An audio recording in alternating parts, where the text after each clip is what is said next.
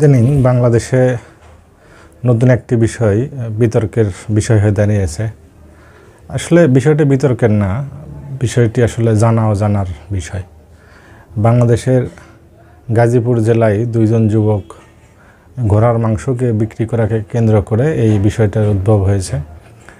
অনেকেই বলছেন যে ঘোড়ার মাংস বিক্রি করা আসলে ঠিক কিনা, এটা আসলে ধর্মীয়ভাবে ঠিক কিনা, যে ঘোড়ার মাংস আসলে খাওয়া উচিত হবে কিনা, এ বিষয়ে অনেকে না জানার কারণে কৌতূহলের সৃষ্টি হয়েছে।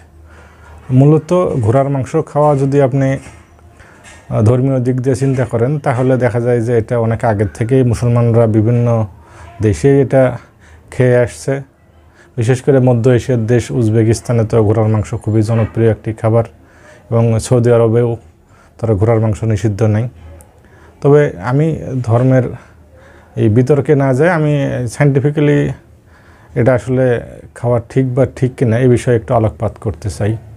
আসলে মানব দেহের জন্য ঘোড়ার মাংস কি আসলে উপকারী না ক্ষতিকর, এই বিষয়টা একটু বলতে চাই। মূলত কোনো জিনিসের মাংস সেটা ক্ষতিকর হবে কিনা সেটা নির্ভর করে ওই প্রাণী বা ওই জন্তু কি খেয়ে বড় হয়, বা তার মাংসের উপাদানগুলো কি, এটার উপরে অনেকটা নির্ভর করে।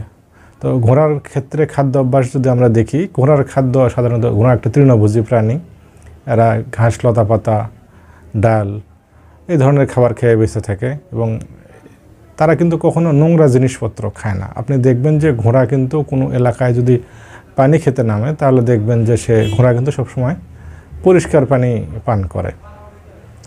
ঘোড়া, এটা বলা হয়ে থাকে যে ঘোড়া যেখানে পানি খায় সেখানে মানুষ নির্দ্বিধায় পানি খেতে পারে, কারণ হচ্ছে ঘোড়া কখনোই দূষিত বা অপরিষ্কার পানি পান করে না। সেইভাবে যদি আমরা চিন্তা করি, তাহলে কিন্তু ঘোড়া একটি তৃণভোজী প্রাণী, এর ভিতরে কোনো হিংসাত্মক ভাব নেই, এর মধ্যে সে বাঘ সিংহের মতো হিংস্র না। অতএব তার মাংস খেলে যে মানুষের মধ্যে জেনেটিক্যালি কোনো সমস্যা হবে, তার ভিতরে এই ধরনের কোনো বৈশিষ্ট্য আসবে, বিষয়টা এমন না।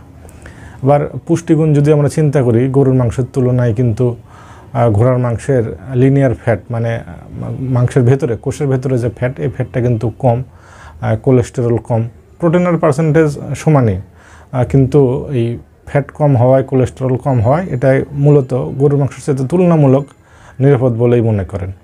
তো যেহেতু বাংলাদেশে এটার খাওয়ার প্রচলন নাই, তাই অনেকেই মনে করেন যে এই মাংসটা আসলে হালাল কি হারাম, বা আমাদের জন্য ক্ষতিকর কি উপকারী, এ নিয়ে অনেকে দ্বিধাদ্বন্দ্বে ভুগতেছেন। বিষয়টা আসলে মানুষের রুচির বিষয়। এখানে হালাল অবশ্যই, তবে অনেকের হয়তোবা না খাওয়ার কারণে রুচি নাই হতে পারে। তো এটা নিয়ে বাড়াবাড়ির কিছু নেই। আপনি রুচি হলে আপনি খাইতে পারেন, না হলে আপনি না খাইতে পারেন। তবে মূলত এটা আগের দিন লোকজন খাইতো না, এটা সাধারণত ব্যবহার করা হতো যুদ্ধের বাহন হিসেবে, বা এমনিতে গাড়ির যাতায়াতের বাহন হিসেবে ব্যবহার করা হতো। এই কারণেই মূলত এখানে খাবারকে নিরুৎসাহ